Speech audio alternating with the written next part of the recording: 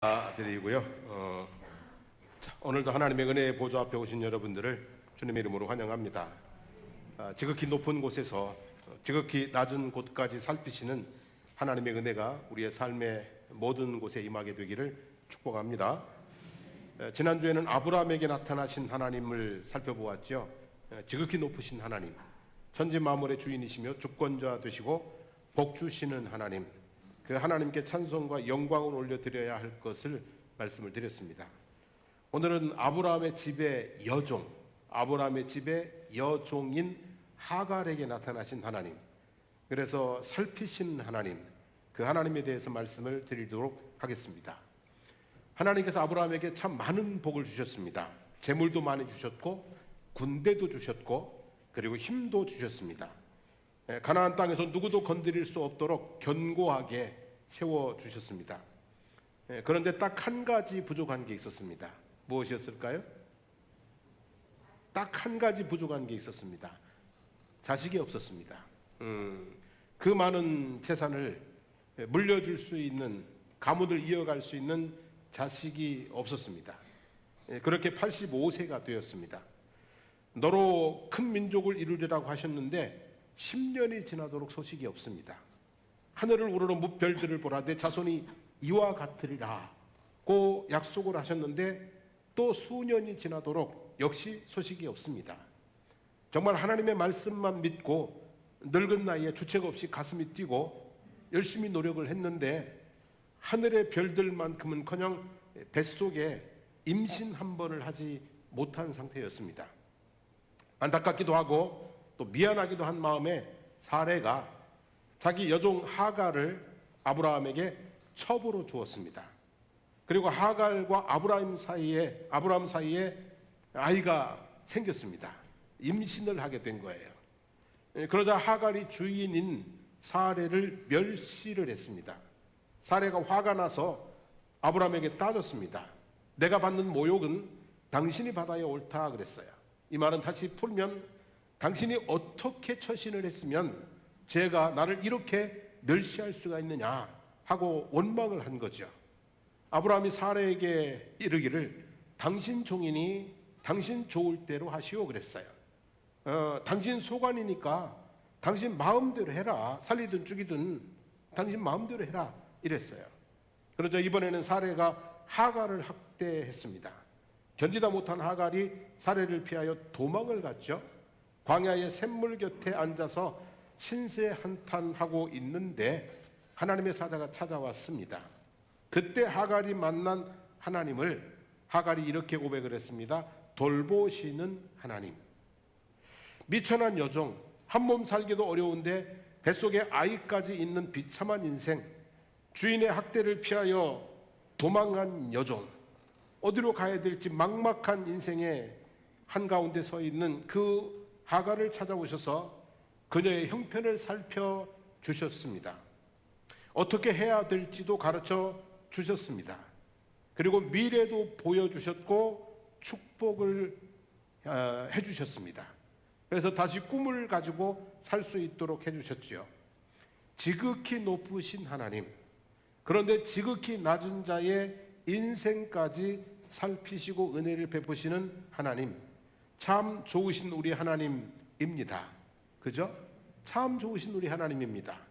그 하나님의 눈이 저와 여러분들을 살피고 계신다는 사실을 굳건하게 믿고 살아가시게 되기를 축복합니다. 오늘 본문의 말씀을 통해서 하나님께서 하갈의 인생을 어떻게 살피셨는지, 우리 인생을 어떻게 살피시는지를 생각해 볼 수가 있습니다. 마치 의사가 환자를 살피듯이 하나님은 그렇게 살피시는 것 같아요. 진단하고 처방하고 확신을 주고 이러면서 새로운 건강한 삶을 꿈꾸게 하듯이 하나님은 인생의 어려움 속에 있는 우리들을 그렇게 살피시는 것 같아요.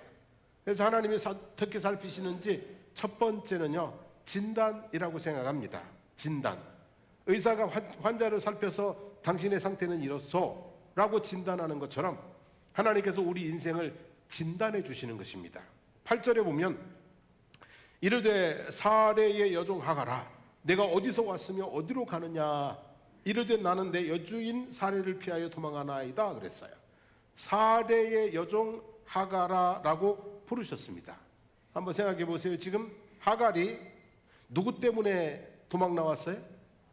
그저 사례의 학대 때문에. 거기서 있다가 애가 떨어지든지 아니면 자기가 죽을 것 같아서, 그래서 지금 하갈을 피해서 도망 나온 거예요. 자, 하나님의 사자가 이걸 알까요, 모를까요? 알겠죠. 근데 왜 기분 나쁘게 굳이 사례의 여종 하갈이라고 부르냐는 거예요. 지금 너무 힘들고 힘든데 그냥 사랑하는 딸아 이렇게 불러주면 얼마나 은혜가 되겠어요, 그죠? 그렇게 불러주면 얼마나 내가 힘든 걸 아는구나 해서 하갈이 얼마나 은혜와 감동이 넘치겠냐는 거예요. 그렇게 못 불러주실 것 같으면 그냥 하가라 라고만 불러줘도 괜찮을 건데 굳이 거기다가 수식어를 붙였어요. 뭐라고요? 사례의 여종 하가라. 누구 열받게 하려고 그러는 거예요? 아무튼 지금 막 사례 때문에 그냥 사례라는 이름만 들으면 사례가 들릴 정도인데 거기다가 그냥 사례의 여종 하가라 지금 그렇게 부르고 있는 것을 볼 수가 있습니다.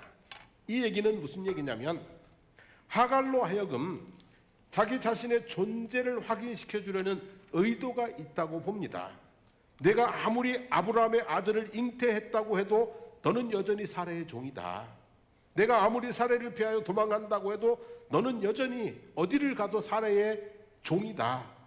그것이 사례가 풀어주기까지는 벗을 수 없는 내 인생의 굴레라는 것을 확인시켜주기 위해서 굳이 사례의 여종 하가라 이렇게 부르셨던 것 같아요. 그리고 물었습니다. 내가 어디서 와서 어디로 가느냐라고 물었어요. 몰라서 물으신 걸까요? 알고도 물으신 걸까요? 분명히 아셨을 거예요. 아브라함의 집에서 도망 나왔다는 것도 알고 딱히 갈 곳이 없다는 것도 알고 계셨어요. 다 알고 물으셨을 거예요. 그러면 그 물음에는 의도가 있을 거라고 생각합니다. 그죠? 어디서 와서 어디로 가냐고 물었는데 그 의도는 뭘까? 그러면 하갈이라는 이름은 도망자라는 뜻입니다. 하갈이라는 이름 자체가 뭐라고요? 도망자라는 뜻이에요. 부모가 지어준 이름은 아닐 것입니다.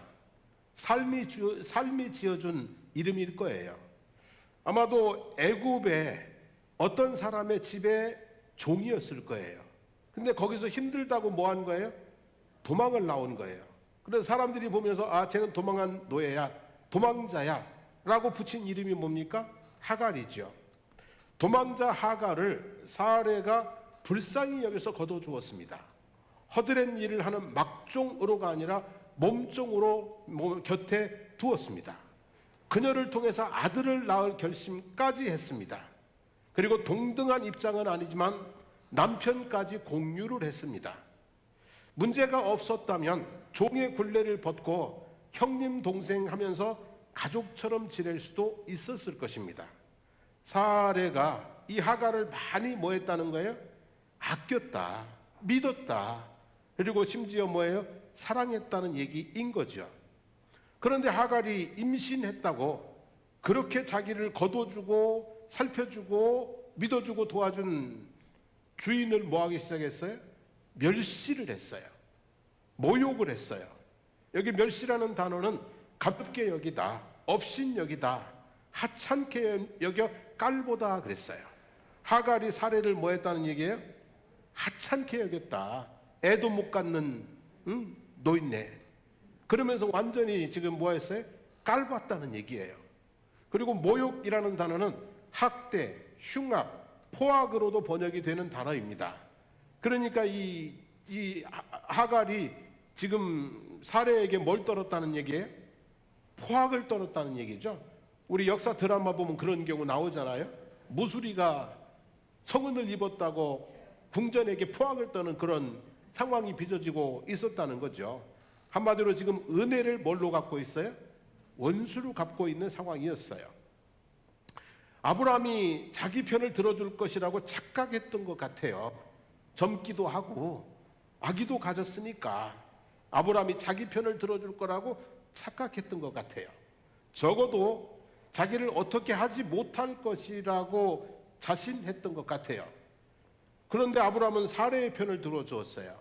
당신의 종이니 당신 마음대로 하시오. 그래서 사레의 반격이 시작되었죠. 아브라함의 부인의 위치에서 다시 여종의 위치로 추락했어요. 몸종에서 그냥 막종이 되어버렸어요. 생각컨대 그 몸속에 있는 아이를 낙태시키려고 밤낮으로 아주 고된 노동을 시켰을 거예요. 그리고 옛날에는 말 안 듣는 종들은 어떻게 했어요? 매질을 했죠, 그죠? 매질을 하고 채찍질을 하고 그렇게까지 했을지도 모르겠어요. 어쨌든 하갈은 또다시 또 뭐가 됐어요? 이름대로 도망자가 되어버리고 말았습니다. 그러니까 너는 어디서 와서 어디로 가느냐라는 물음은 너 또 도망 나왔니? 이 소리예요. 또 거기서 뭔 짓을 잘못했길래, 네가 뭐를 잘못했길래 뭐가 힘들어서 또 이렇게 도망 나오는 신세가 됐니? 라고 하는 그런 질문인 것이죠. 그래서 저는 8절의 말씀이 하갈에 대한 하나님의 진단이라고 생각합니다. 임신함으로 인하여서 잠시 착각했던 현실, 그리고 그로 인해서 행했던 그릇된 행동을 직시하게 하시는 하나님의 정확한 진단이라고 생각합니다. 하갈은 여전히 누구의 종이에요? 사레의 여종이고, 임신했다고 까부는, 좀 주인을 업신여기는 뭐를 지은 거예요? 죄를 지은 것이고, 그래서 또다시 도망 나와서 정처 없는 인생이 되어버리고 만 상태, 그것을 하나님께서 뭐 하셔요? 진단하신 거라고 봅니다. 하갈이 사레의 여종인 것처럼 우리는 누군가의 사람입니다. 우리는 그냥 누군가의 사람이에요. 우리에게는 인간관계에 굴레가 있습니다. 누군가의 남편, 누군가의 아내, 누군가의 부모, 누군가의 자녀. 근데 그 인간관계의 굴레가 그렇게 편하지 않을 수도 있습니다. 이 남편하고 사는 게 너무 힘들 수도 있고, 이 부모 밑에 사는 게 너무 어려울 수도 있고, 이 자녀를 데리고 사는 게 참 아픔과 고통일 수도 있습니다. 근데 그것이 우리의 뭐라고요? 현실이라고 하는 것이죠. 우리가 감당해야 될 현실이라는 것이죠. 하갈이 사레를 멸시했다가 학대를 당했듯이 우리는 우리의 허물과 실수 때문에 고통을 만날 때도 있습니다. 그냥 저 사람 탓이라고 하는데 사실은 60% 이상, 70, 80% 이상, 어떤 때는 거의 100% 내 허물과 죄 때문에 당하는 고통이 있을 수 있다는 것입니다. 하갈이 사레의 학대를 견디지 못하고 도망쳤듯이 우리는 우리의 현실을 도망쳤거나 혹은 도망치고 싶은 마음이 있을 수가 있습니다. 그런데 하나님께서는 그 모든 상황 속에서 우리가 우리의 모습을 정확하게 보기를 원하십니다. 내가 내 모습을 정확하게 보기를 원하십니다. 그래서 하갈이 이렇게 대답했잖아요. 나는 내 여주인 사레를 피하여 도망하나이다 그랬어요. 사레를 자기의 뭐라고 표현했어요?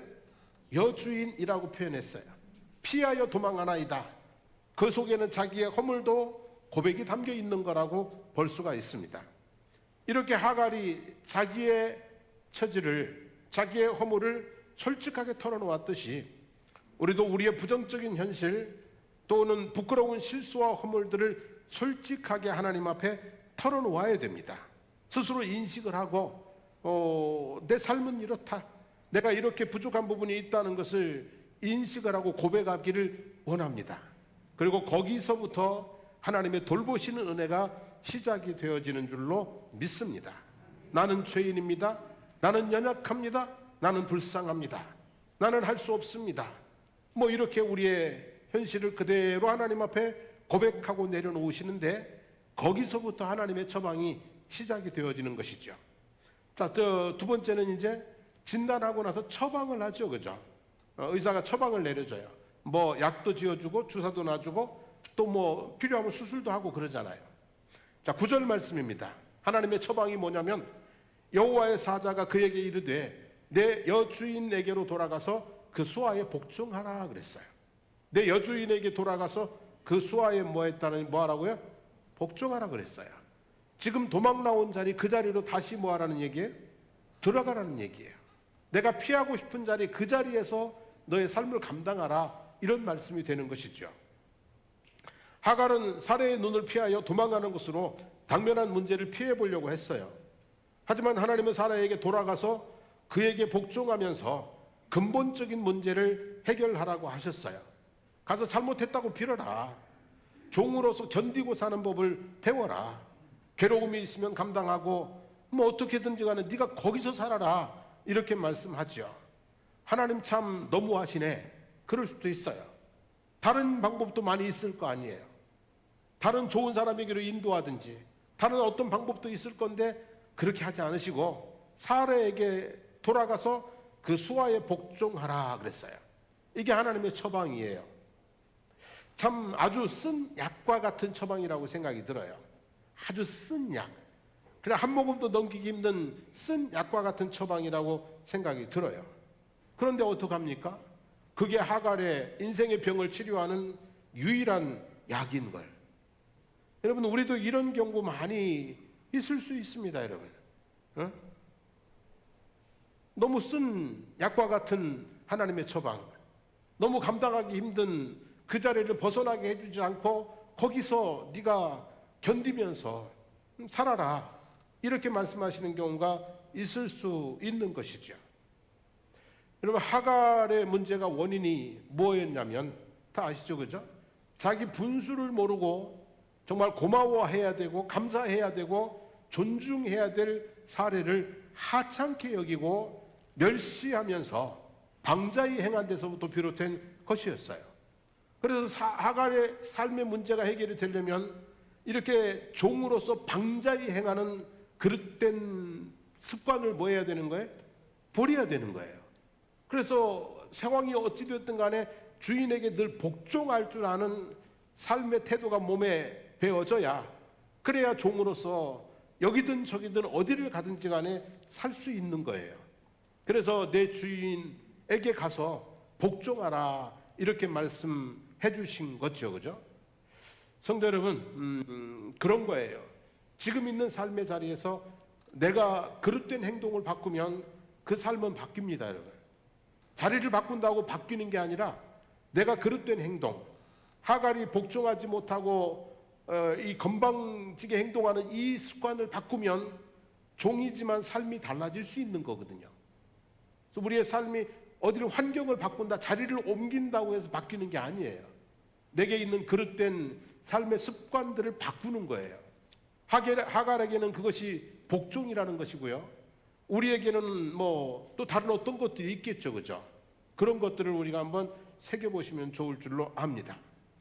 자, 사람의 관계는 참 미묘하죠. 결코 영원하지 않습니다. 얼마든지 바뀔 수 있습니다. 오늘의 친구가 내일의 원수가 될 수 있고, 오늘의 원수가 내일의 친구가 될 수도 있습니다. 그러나 그 변화는 나의 태도에 달려 있습니다. 복종하라고 그랬는데요, 복종이란 겸손하게 상대를 존중해 주고 섬겨주는 태도를 말합니다. 지배하려고 하는 데서 문제가 생겨집니다. 섬기려고 하면 별 문제가 없습니다. 자기를 과시하는 데서 문제가 생깁니다. 상대를 칭찬하고 높여주는 곳에는 별 문제가 없습니다. 거역하는 곳에 충돌이 생깁니다. 복종하는 곳에는 평화가 있습니다, 여러분. 이사야서 1장 19절 20절 말씀에 너희가 즐겨 순종하면 땅의 아름다운 소산을 먹을 것이요 너희가 거절하여 배반하면 칼에 삼키우리라 그랬어요. 하나님 앞에서 풍성한 은혜를 누리고 살고 싶다면 하나님 앞에 뭐 하라는 얘기예요? 복종하고 순종하라는 말씀이에요. 에베소서 5장 21절에 보면 그리스도를 경외함으로 피차 복종하라 그랬습니다. 복종은요, 피차하는 거예요. 사람은 옆에 있는 존재라고 그랬죠? 위아래가 아니라 옆에 있는 존재이기 때문에 사람 사이에서 복종은 피차하는 거예요. 피차. 서로 복종하고 서로 순종하고 서로 존중하고 이렇게 살아가는 거예요. 아내만 남편에게 복종하는 거 아니에요. 남편도 아내에게 복종하는 거예요. 근데 그게 그렇게 가더라고요. 옛날에는 안 그랬는데 요즘은요, 뭐 하라고 그러면은 아이 그걸 왜 해? 그러면서 몸이 하고 있어요. 저도 이제 아내의 말에 잘 복종을 하고 살아가고 있습니다. 자녀의 말에 자녀만 복종하는 거 아니에요. 부모도 자녀들에게 뭐 해주는 거예요? 때로 자녀에게 복종하고 순종하고 다 받아주는 거예요. 이렇게 피차 서로 복종할 때 평안함이 있고 그곳에 뭐가 있어요? 행복이 넘치게 될 줄 믿습니다. 피차 복종하면서 순종하면서 살아가게 되기를 주님의 이름으로 축복합니다. 그래서 하갈에 대한 처방은 죽기보다 싫은데, 종으로 사는 거 너무나 싫은데 넌 어차피 종이니까 어떡하라고 해? 가서 복종하라, 이렇게 하신 거예요. 현실에 들어가서 그 현실에 맞는 삶을 살아라 그러셨죠. 이게 처방이었어요. 마치 무슨 쓴 뭐예요? 약을 먹는 것 같이 힘든 거예요. 근데 그 다음 말씀이 주어집니다. 꿈과 그리고 약속을 주었습니다. 10절 말씀입니다. 여호와의 사자가 또 그에게 이르되 내 씨를 크게 번성하여 그 수가 많아 셀 수 없게 하리라 그랬어요. 자, 내 씨로 크게 번성하여 그랬어요. 여기 씨라는 표현이 참 특별한 표현입니다, 여러분. 복숭아의 씨가 몇 개 들었어요? 그죠? 이건 누구나 다 알아요. 그럼 복숭아 씨에 복숭아가 몇 개 들었어요? 이건 아무도 몰라요. 이건 이 복숭아 씨를 어떻게 하느냐에 따라서 그냥 씨로 죽어버릴 수도 있고요. 이것을 잘 심고 가꾸면 그러면 셀 수 없을 만큼의 많은 복숭아를 거둘 수 있어요. 여러분, 씨는 그런 거예요. 근데 지금은 하나님께서 하갈에게 하시는 말씀이 내 씨로 그랬어요. 내 뱃속에 있는 그 잉태된 그 아이로, 이 아이로 셀 수 없이 많게 하시리라 그랬어요. 그러니까 내 뱃속에 있는 아이가 곧 뭐라는 얘기예요? 씨라는 거예요. 이것을 잘 키우고 잘 돌보고 그러면 이로 말미암아 너의 인생은 물론이고 셀 수 없을 만큼 많은 자손들을 보게 될 거다, 이렇게 말씀을 하시죠. 이게 이런 것을 가리켜서 뭐라고 그러냐면 꿈이라고 그러는 거예요. 꿈은요 씨입니다. 하갈의 뱃속에 있는 씨는 하갈의 뭐였어요? 꿈이었어요. 품지 않으면 꽝 되는 것이고요, 심고 잘 가꾸면 대박 나는 것, 그게 바로 꿈인 거죠. 씨인 거죠. 하나님께서 하갈에게 씨를 주셨습니다. 팔자 고칠 꿈도 꿨을 거예요. 그런데 건방을 떨다가 그 꿈이 지금 산산이 무너져 버린 상태이죠. 근데 하나님께서 다시 하시는 말씀이 내 씨가 번성하여 그 수가 많아 셀 수 없을 것이다 라고 큰 꿈을 다시 일으켜 주시는 모습을 볼 수가 있습니다. 하갈은 하나님께서 주신 꿈을 붙들고 사례에게로 돌아갔습니다. 현실은 똑같지만 다른 게 있어요. 현실은 똑같지만 다른 게 있어요. 그 전에는 뭐가 없었어요? 꿈이 없었어요. 그 전에는 그냥 대박날 어떤 허황된 꿈이 없었어요. 근데 이제 하나님을 만나고 나서 돌아온 하갈에게는 뭐가 있어요? 꿈이 있어요. 이 속에 있는 이 씨가 셀 수 없을 만큼 많은 사람이 되어서 민족을 이루게 될 거라는 그런 큰 꿈이 있었어요.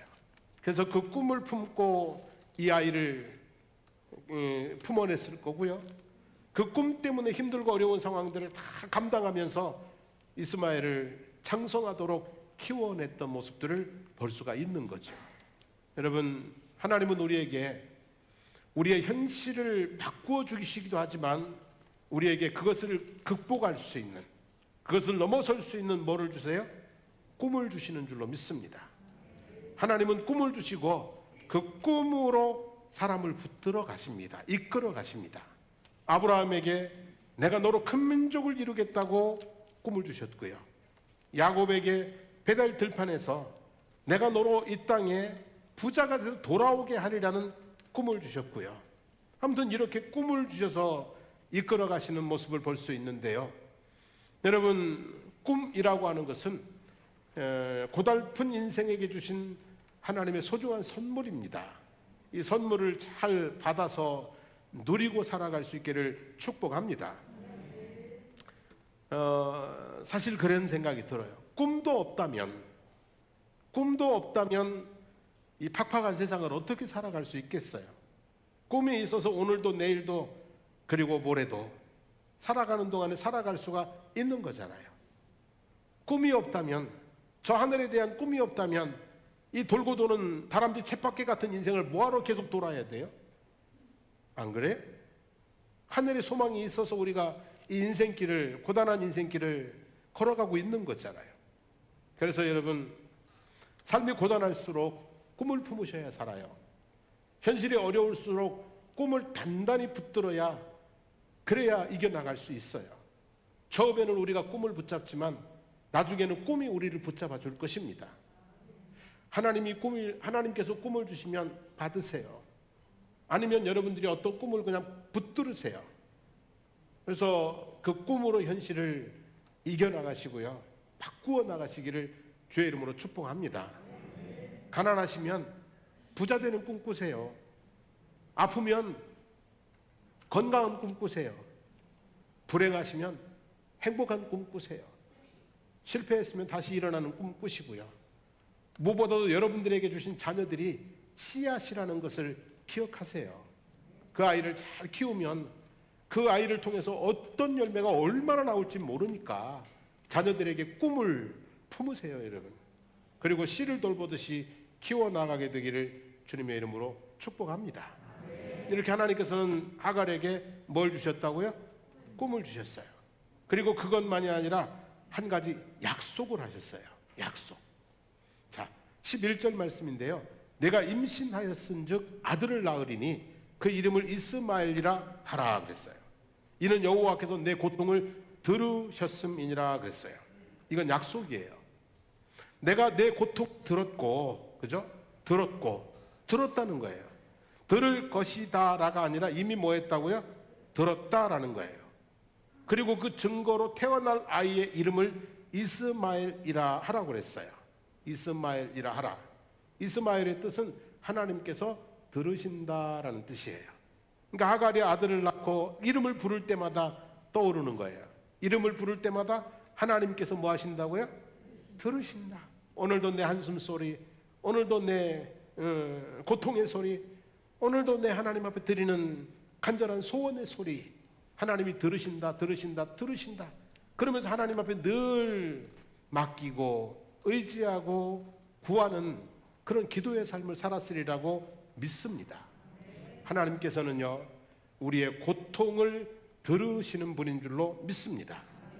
애굽 땅에서 고된 노동으로 말미암아 탄식하고 부르짖는 히브리인들의 고통의 소리를 들으셨습니다. 아들이 없어 부르짖는 한나의 고통의 소리를 들으셨습니다. 귀신 들린 딸을 둔 가나안 여인의 부르짖는 고통의 소리를 들으셨습니다. 앞을 보지 못하는 소경 바디메오의 부르짖는 소리도 하나님은 뭐 하셨어요? 들으셨습니다. 시편 118편 5절 말씀을 같이 한번 읽어볼까요?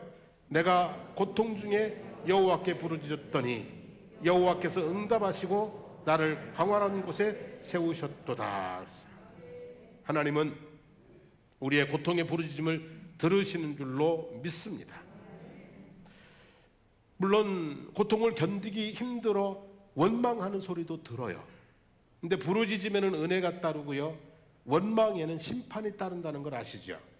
그래서 부디 힘들다고 원망하지 마시고 그 원망을 뭘로 바꾸세요? 기도로 바꾸세요. 부르짖는 기도로 바꾸시면 하나님이 도우실 줄로 믿습니다. 자, 오늘 말씀 마무리하겠습니다. 하나님은 우리가 올라갈 수 없는 곳에 계십니다. 동시에 하나님은 내려가고 싶지 않은 곳까지 거기에도 계십니다. 사람들은 올라가서 하나님을 만나고 싶지만 하나님은 내려오셔서 우리를 만나 주십니다. 도망쳐야만 되는 인생의 밑바닥에 있는 사람들을 찾아오십니다. 광야의 샘 곁에서 하갈을 만나 주셨고요, 형을 피해 도망가는 야곱을 베델 들판에서 만나 주셨고요, 짐승의 울부짖는 광야에서 다윗을 만나 주셨고요, 하나님의 명령을 거역하고 도망가는, 그러다 물고기 뱃속에 갇힌 요나를 하나님께서 또 만나 주셨어요.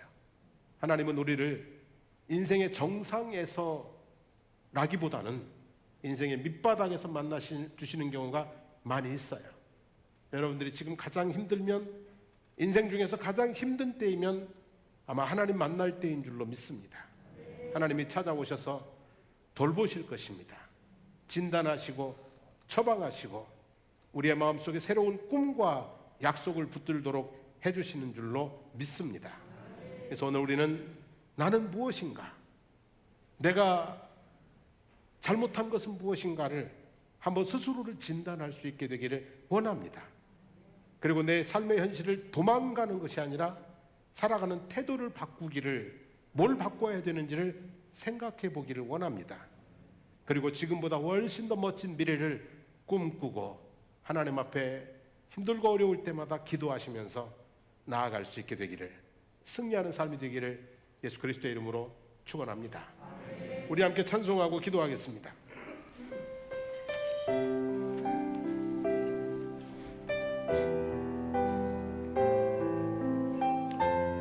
고단한 인생길 힘겨운 오늘도 예수 내 마음 아시네. 고단한 인생길 힘겨운 오늘도 예수 내 마음 아시네. 지나간 아픔도 마주할 세상도 예수 내 마음 아시네. 고단한 인생이 힘겨운 오늘도 예수 내 마음 아시네. 지나간 아픔도 마주할 세상도 예수 내 마음 아시네. 믿는 대로 주를 보니 이 또한 지나가리라. 주어진 내 삶의 시간 속에 주의 뜻 알게 하소서.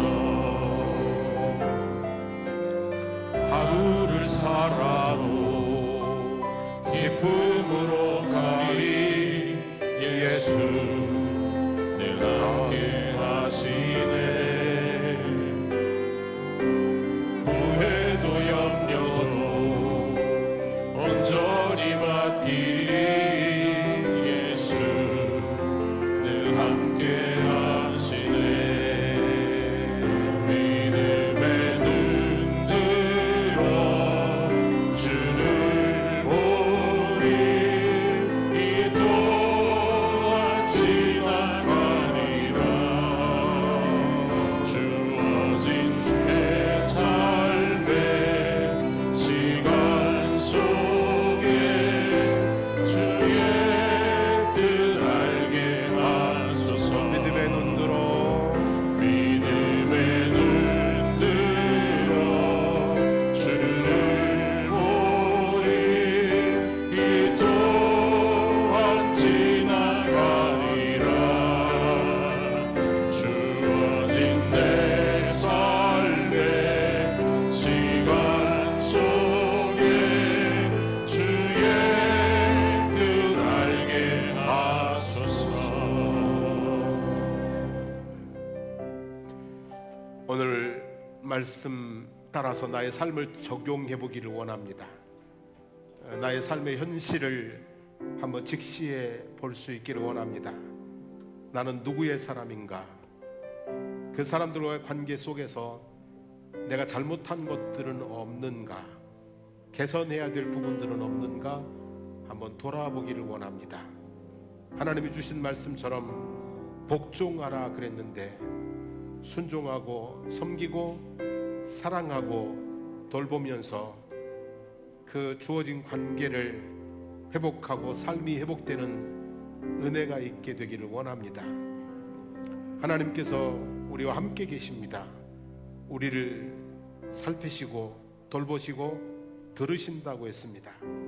힘들고 어려운 일이 있다면 오늘 이 시간 하나님 앞에 한번 기도해 보기를 원합니다. 하나님, 나 이것 때문에 너무 힘들어요. 하나님, 이 부분 꼭 해결해 주셔야 돼요. 하나님 앞에 한번 부르짖어 기도해 보시면 좋겠습니다. 우리 한번 주여 부르고 통성으로 기도하겠습니다. 주여. 살아계신 우리 하나님 아버지, 고맙습니다. 감사합니다.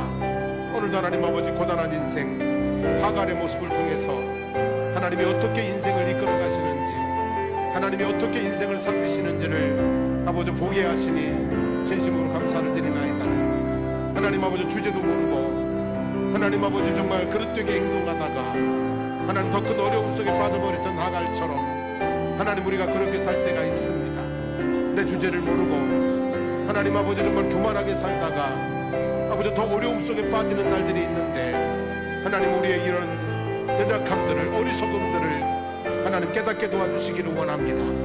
내가 누구의 사람인지, 내가 무엇을 해야 되는지, 내가 무엇을 잘못했는지, 내가 무엇을 하지 말아야 되는지 하나님 아버지 자신을 아버지 하나님의 말씀을 따라서 진단하게 도와주시옵소서. 나는 죄인입니다. 나는 연약합니다.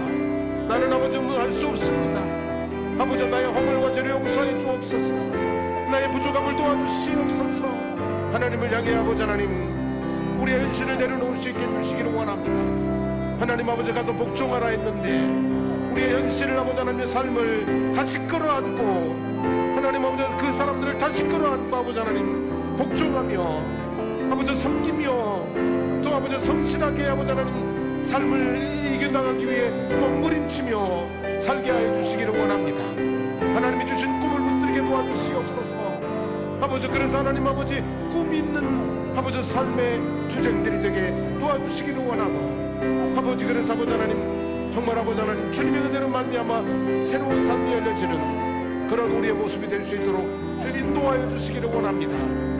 주께서 내 고통을 들으셨다 하셨사오니 하나님 아버지 우리의 고통을 주님 앞에 내려놓습니다. 육신의 질병과 고통들, 아버지 마음의 아버지 하나님 무거운 짐과 아버지 하나님 아픔들, 아버지 사람들과의 관계 속에서 지키고 상한 마음들 하나님 아버지 주님 앞에 내려놓습니다. 치료해 주시옵소서. 회복시켜 주시옵소서. 다시 아버지 주의 은혜로 일어서게 해주시기를 주님 원하나이다.